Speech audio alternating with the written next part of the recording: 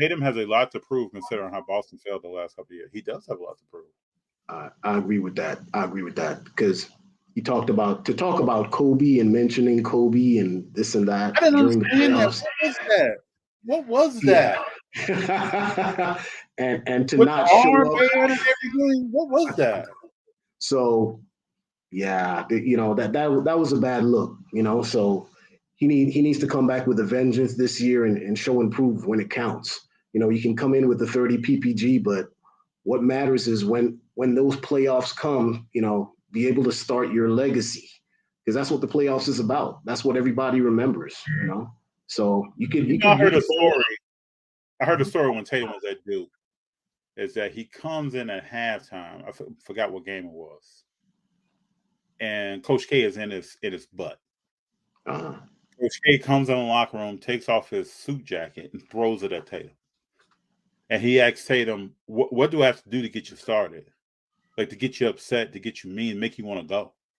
Right. So Tatum said after that interaction, some curse words were used, that he kind of got peed off. So he comes out the second half, he balls out. I think he in the game with 28, 29 points. But that's who I think Jason Tatum is. I think it takes a lot to just get him going. Get him going, right? He has a laid back persona. He's just, his personality is relaxed, but he's got to hit the switch, man. He's got the tools. He has all the tools. He has all the talent. He needs to realize and connect with the moment. And that's the whole thing. He's 24 years old now, so he's young. He's got time, and I think he will be a problem. So I think between him and Luka is going to be a 1-2 punch in determining who's going to take the torch in the league. So I think it's him or Luka. To tell you the truth, they both are problems. They are both problems. Luka can play. I still think that Luka holds the ball too much. But it seems like this year he's working on that. I've watched quite a few Dallas Mavericks games. It looks like he's working on that. Yeah, he is. Well, and to tell you the truth, he has so many average players surrounding him that he has to be involved with every play because of his IQ. He's involved in an assist. He's involved in a rebound. He's involved in positioning where players need to be. So at the same time, he's running the offense. So it's like I've seen the last game where he just took a night off and they left it with Spencer Dinwiddie, and they're playing against Houston, and the lowest team in defensive and efficiency, I think, and they couldn't pull it out. They couldn't win. So Dinwiddie. Dinwiddie is not. He's not that guy. Like he's not going to lead that team, even if Luka's out.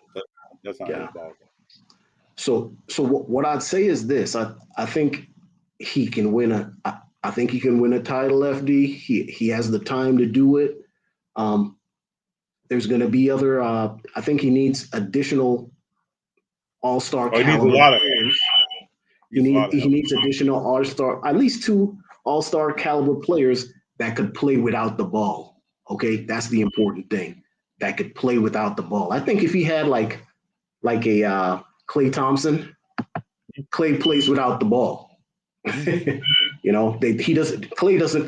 doesn't need to give 8 dribbles to drop 2 points. He can do it without that. So it's hard to find. It's hard to find him though. It's hard to find him. That's the whole deal. So I felt like, hey, why can't they get like Bradley Beal out of Washington? Bradley's just in Washington every year with his loyalty, and he's not getting anywhere. So he got loyal to that $200 million. Yeah. That's what he got loyal to. Yeah. But he'll stay in DC to the there is no NBA if he's picking up that $223 million. Yeah, I guess so. But you need to at some point you want to go get a title. I would hope. I would think. I don't know. I'm under the rationale. I don't know if every player is motivated by winning. I think some players are motivated by financial stability, generational wealth, taking care of their family. They're not really worried about Bradley Beal can ball. I mean, we all know that. I don't think anybody's questioning that. Yeah, no way. Will he have a hand? I think he's just signed up this last offseason for not doing that. I think it's good. It's just like every ownership is not trying to win a championship. I guess. It's like when Atlanta goes out and signs Murray. They're not trying to win a championship. They just want to keep people interested. Keep people watching. Well, Makes it interesting. Trying to win no championship. I think he makes them more competitive. I think DeJounte Murray is a dog. He gets out there and he's aggressive, and he's the personality that he's that personality guy for the team. I think. I agree with all that. I agree with everything you just said. But will they win something? No. I think so. He definitely has Trey, because now Trey can get the ball out of his hand and kind of move around. Probably have less contact because Murray is the one driving. So it helps Trey out. It helps Trey out. And if there's a national televised game, at least it's interesting. Yeah, and plus he also brings the defensive aspect to it because he's a better defensive player than Trey. Trey's a defensive liability. So, I think he adds a lot to that backcourt. It's just they still need help. They're looking at John Collins. They're talking. He's in trade talks right now. So they need to move John Collins. They need to get John Collins up out of it. Who they get for him? We'll see. But Loco makes a point here. He says I get hung up on defense. SGA has figured things out, but he says FD gets hung up on defense. But Loco, that defense is half of this game. That's 50% what we're talking about right there. You can't just play one side. Now, I believe in the NBA today, offense is what we just talked about. That's like 9 10 players averaging almost 30 minutes a game. Offense is what drives things. But you're not going to win a championship unless you're playing defense. Exactly. And that's why I keep going back to with Boston, because they've got that defense. And I think they got a potent 1-2 punch with Tatum and Brown, and they got that defense on top of it. So they just need to figure things out. You think Boston can go back to the finals? I think. Now you got Milwaukee over there. Who else is balling? You got the 76ers over there. Yeah, I think they'll probably be in the Eastern Conference Finals against Milwaukee. I feel that if Milwaukee gets back Chris Middleton and Drew Holiday, and they're all healthy, that's a tough team to stop. So they beat Milwaukee last year with injured Chris Middleton was out. Okay, but if you got the three of them at their peak and in peak health, I think it's going to be a tough one. It's going to go 7, and somebody is going to go to the finals. I think Boston can pull it off, but if that Milwaukee team is healthy, I think they just stop at the Eastern Conference Finals. But if one player is out on Milwaukee, I think Boston has a shot. Have we talked about before? I think we have. Steph top 10 or not all time? Did we talk about this? Did we speak on this? Oh man, yeah, we did, FD, and I don't know about, well, if it's a top 10 FD, they gotta be two-way players. That's my thing. I feel. Let me say this: Steph is the greatest shooter of all time, and he has 4 titles. Okay, fine. If we're talking about top 10, I'm talking about players that play on both ends of the play on both ends of the ball, defensively and offensively. So if you're going to give me MVP, you got to have me go ahead with some defensive titles. Jordan had that. Kobe had that. Tim Duncan had that. You do know LeBron has been defensive player of the year, right? You do know this, right? He's what? He's never been defensive player of the year. You are aware of this, correct? Mike Jordan was defensive player of the year and scoring leader in the same year. Oh my goodness! You are aware of this, correct? Oh my goodness! I think LeBron is more of a No, defensive threat. he is. Prime He LeBron is. now. Prime LeBron is more No, of a he is. defensive threat than Steph Curry. No, I agree. I agree with that. Yeah. I got You to mess know. with you. I agree with that. I had you But worried. you know, Like, I'd say Steph. I'll give Steph a number 11. 11 to oh, right really? 11 to That's what I'm 15. Right. LeBron. You know, we just I know that's your point for LeBron. Yeah. So I'll give Steph LeBron, 11. man. Right there.